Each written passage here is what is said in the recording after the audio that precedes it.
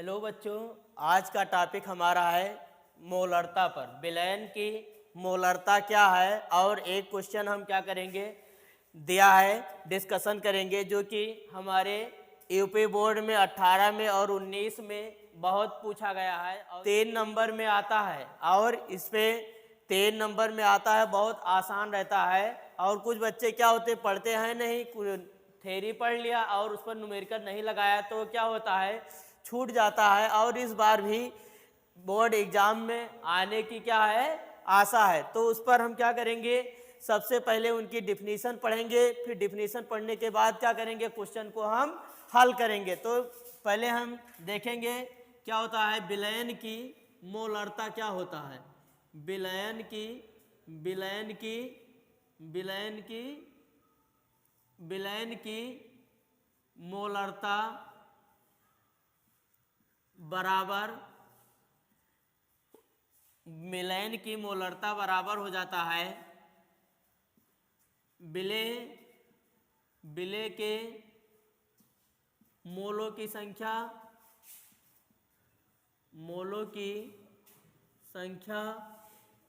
अपान विलयन का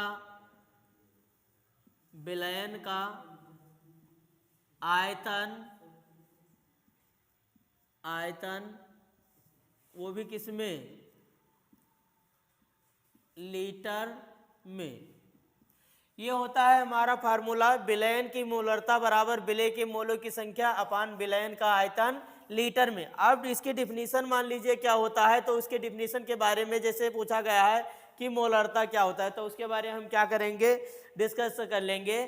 तो 1 लीटर विलयन में विलीन विलय के मोलों की संख्या को विलयन की मोलरता कहते हैं। 1 लीटर विलयन में विलीन विलय के मोलों की संख्या को विलयन की मोलरता कहते हैं। अब विलयन की मोलरता बराबर विलय के मोलों की संख्या अपान विलयन का आयतन, वो भी किस में होता है, लीटर में। अब विलय के मोलों की संख्या बराबर क्या हो जाता है, विलय के मोलों की संख्या बराबर विलय के मोलों की संख्या बराबर होता है विलय का भार अपान विलय का भार अपान विलय का अणुभार, विलय का भार अपान विलय का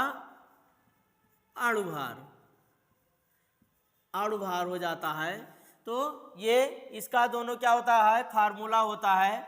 अब मान लीजिए हमें जो फार्मूला विलयन की मोलरता बराबर मिल गई, अब फिर क्वेश्चन है, हम उसका सॉल्यूशन देखेंगे कि क्या होता है, इसका सॉल्यूशन क्या होता है, हल क्या होता है। तो सबसे पहले हम देख लेंगे कि जो मुझे दिया है उसे लिख लेंगे।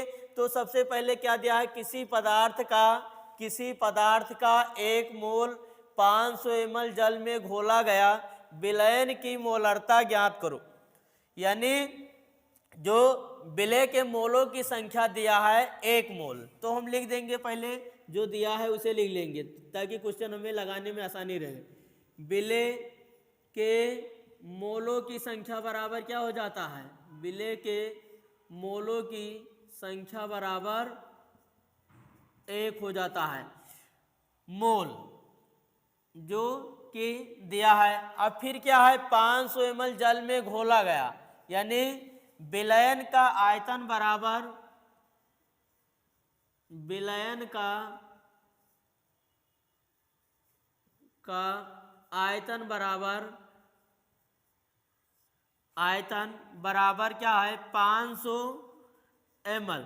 अब ये 500 ml दिया है, लेकिन हम इसे क्या करते हैं कि जो हमारा फार्मूला कह रहा है कि विलयन की मोलरता बराबर विलय के मोलों की संख्या अपान विलयन का आयतन, वो भी किस में, लीटर में। तो लीटर में करने के लिए इसे हम क्या करेंगे, 1000 से डिवाइड कर देंगे। अब जब इसे 1000 से हम क्या करेंगे, डिवाइड कर देंगे, तो ये किस में हो जाएगा, लीटर में हो जाएगा। तो ये क्या लिख देंगे, अब 0 से 0 क्या हो जाएगा, कैंसिल हो जाएगा, 5 एकम 5, 5 दूनी 10। तो ये क्या कितना हो जाएगा, यानी अब इसे जब डिवाइड किया जाएगा तो 0.5 लीटर हो जाएगा। क्यों, क्योंकि यहाँ मान लीजिए 1/2 है तो दशमलव लगाएंगे, 2 पंचे 10 होगा तो 0.5 लीटर हो जाएगा। अब फिर हमारा जो फार्मूला होता है हम उसे लिख लेंगे। तो विलयन की मोलरता बराबर क्या होता है, विलयन की मोलरता बराबर होता है, मोलरता बराबर होता है विलेय के मोलों की संख्या, विलेय के मोलों की संख्या, विलेय के मोलों की संख्या, मोलों की संख्या अपान क्या हो जाता है, विलयन का आयतन, वो भी किस में, लीटर में, विलयन का आयतन, आयतन वो भी किस में, लीटर में, लीटर में। आप विलेय के मोलों की संख्या बराबर कितना आया है, यानी 1 दिया है और जो विलयन का आयतन है वो कितना आया है 0.5। तो हम इसे क्या करेंगे, हल कर लेंगे। तो हल करने के लिए यहाँ 0.5 है तो यहाँ क्या करेंगे, हम 1 दशमलव लगाकर 0 बढ़ा देंगे इससे, और इससे क्या हो जाएगा, हट जाएगा। तो 10 बटा क्या हो जाएगा 5, तो 5 एकम 5, 5 दूनी 10।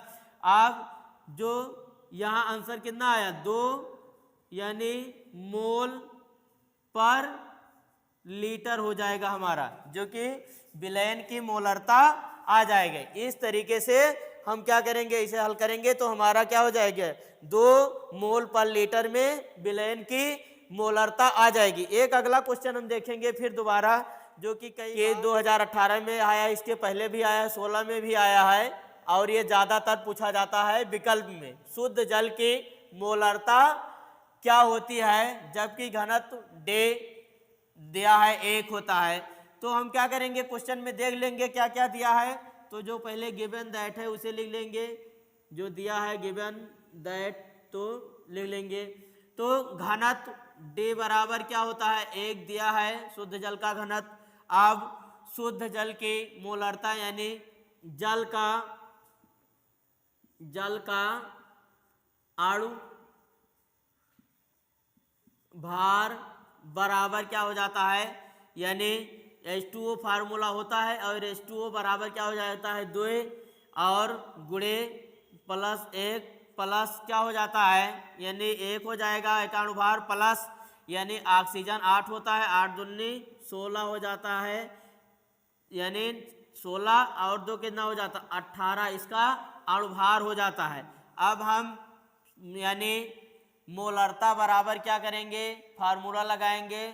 तो मोलरता बराबर जो यानी m बराबर जो होता है, यानी भार यानी मोलों की संख्या को क्या लिखते हैं, भार अपान अणुभार और अपान विलयन का आयतन भी, और वो भी किस में, लीटर में, ये लीटर में होता है। अब इसे क्या किया जाएगा, ml में बनाने के लिए क्या करते हैं, इसको हम क्या करते हैं 1000 से मल्टीप्लाइड कर देंगे। तो W/m को क्या करेंगे, इधर अणुभार को इधर पक्षांतर करो, W/b इंटू m गुणे इसको 1000 से क्या करो गुणा कर दो, और इसे इन ml में हो जाएगी, हमारा ml में हो जाएगा, जो है आसानी से क्वेश्चन लग जाएगा। अब W का मान कितना दिया है, यानी भार यानी घनत्व D बराबर क्या होता है, यानी भार अपान यानी आयतन B